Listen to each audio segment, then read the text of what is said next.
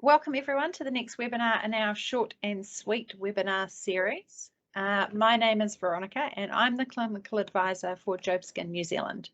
So you may be familiar, but usually it's my colleague Rosemary who runs these webinars, but today I've taken control so that she can head on over to Hobart for the 14th ALA conference, where she's running a pre-conference workshop on head and neck compression garments. So if you're also heading over to Hobart and haven't yet signed up for Jobskin's pre-conference workshop, I'd highly recommend registering, and there are still some spaces available for this really practical session.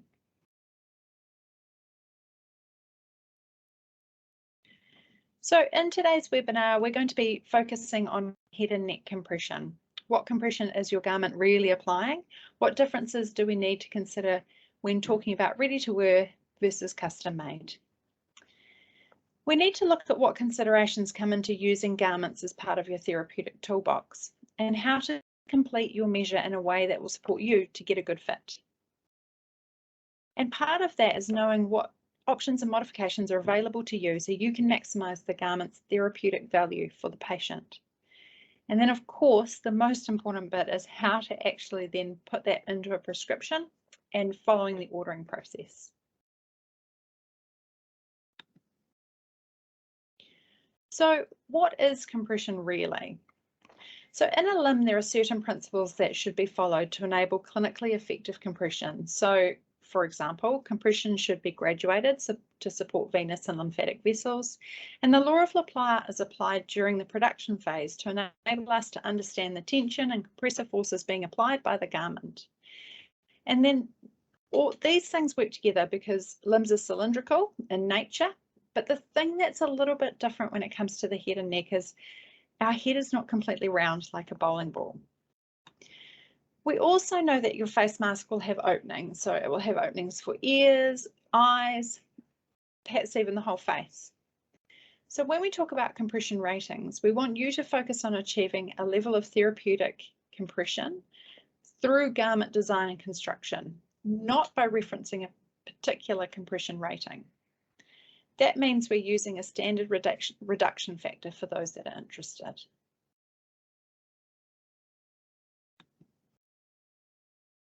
There are very few ready-to-wear options on the market, which makes some degree of sense because heads vary greatly in shape and size, as do locations of eyes, ears, and mouths.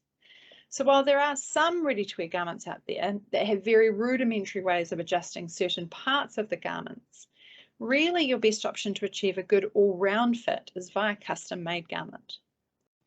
And this is particularly so when you start considering that particular surgeries or disease progression means that a face and or a head shape can change dramatically.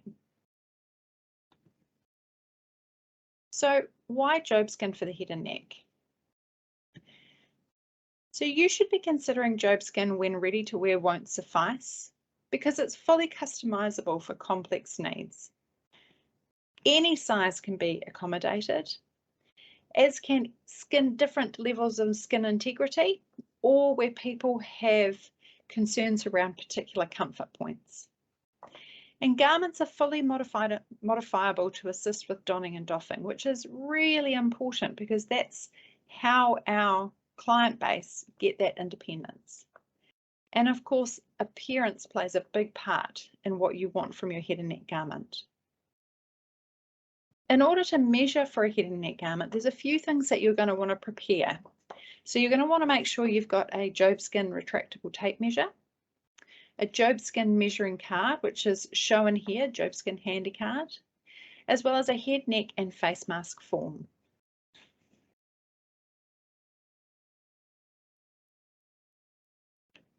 On the measuring form, there are detailed drawings with these particular reference points. And the handy card shows you the measurements you would use the card for rather than a tape measure. So for example, the ones here in red, they're ones where it's a linear measure rather than a curved measure. What happens in the factory is we take these 17 reference points and they help us to work towards getting a better fitting garment. So holes or cutouts in the right places, but also not bigger than they need to be, which would allow more compression loss than necessary. And they're also reference points to support modifications to the garment which enable targeting of compression or modifications to support patient independence. This is a copy of our form. And as you can see, there is a table down here and it gives you different garment options. So they are shown across the top. You can see all the little heads. And then down the side, it tells you what the different measuring parameters are. And then the blue boxes are the ones where that's the measure we need versus the grayed out box is not something that's required for that particular garment.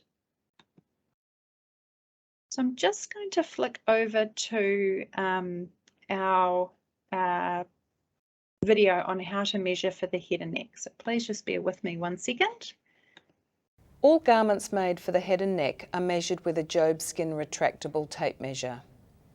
You may find using a ruler helpful for some measurements. Not all measurements are required for each type of garment, so it is important to refer to the measurement rubric on the head, neck and face mask form at the time of measuring. If the box in the column below the desired garment is grey, this measurement is not required. Head and neck measurements are taken as follows. Ear length, taken from top to bottom of the ear tissue that anchors to the head, not the total length of the ear.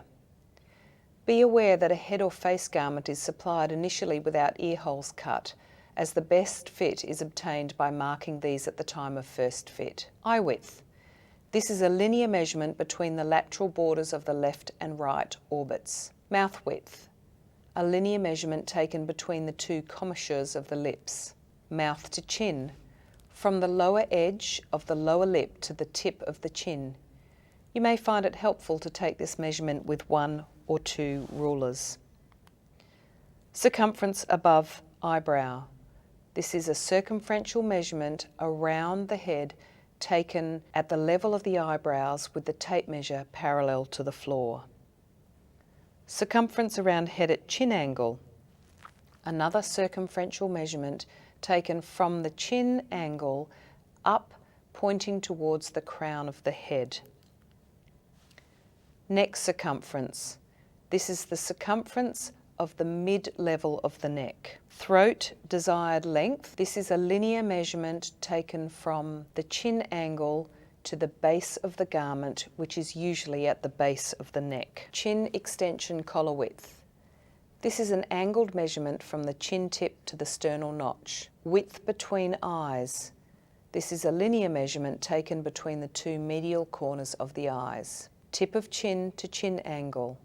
Linear from the chin tip to the chin angle. It may be helpful to use a ruler, particularly if the chin angle is indistinct. Nose to ear. This is a contour measurement from the crease lateral to the wing of the nose, over the cheek to the antitragus. If the face is very asymmetrical, you may consider measuring both sides, providing an additional measurement. Upper lip to beneath nose. Another linear measurement from the top of the upper lip to the centre of the base of the nose. Width beneath nose. A linear measurement taken between the creases that each sit lateral to the wings of the nose. Eyebrow to desired height. This is a linear measurement only required for open head garments and is taken from the eyebrow to the desired top of the garment. Nose length. A linear measurement taken from the bridge to the tip of the nose. Across nose tip. A contour measurement taken from one lateral crease over the tip of the nose to the other lateral crease. The 3D version of the width beneath the nose. All measurements should be recorded on the form as they are taken, and then the forms completed as explained in the introductory video. So I just want to draw your attention to our handy options and modifications guide. So this is available on our website under the resources tab, or if you get in touch, we can send you a copy. And really, this is a really handy reference for you to use when you're considering how to design your garment for maximum therapeutic value or to maximize your client's independence with donning and doffing of their garment.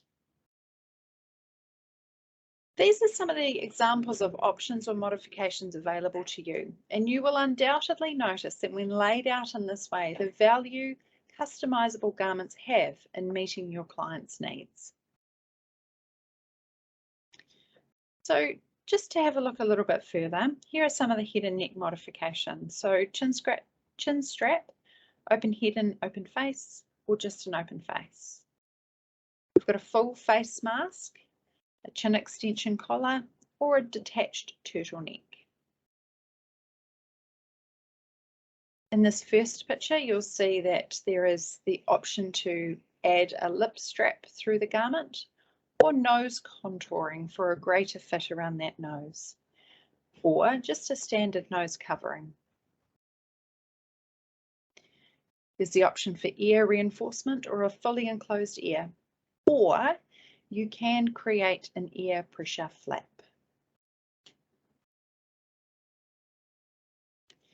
Reinforcement around the eyes, or a fully enclosed eye.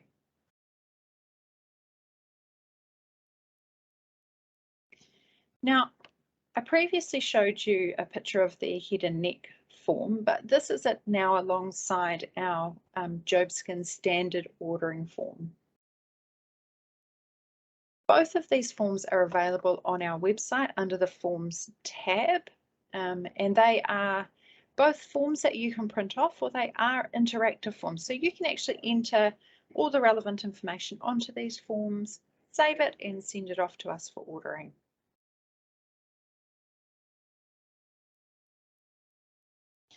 So when you send it off, you're going to need the order form plus the relevant measurement form. In the measurement form, up in the top half of the measurement form is where you are going to be able to select the different options and modifications that you would like for your garment. And then you're going to send that all off to us at customer.service@jobskin.com. And here we've got the phone number for our customer service team.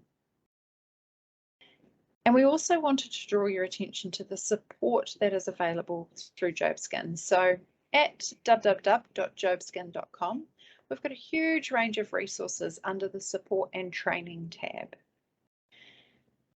We also have clinical advisors. So in New Zealand, that would be me. In Australia, that would be the lovely Rosemary. And you can reach out to us by email or by phone number at any time. And we also have an absolutely magnificent design team who are always ready to problem solve or troubleshoot with you. And you can reach them on designers@jobskin.com.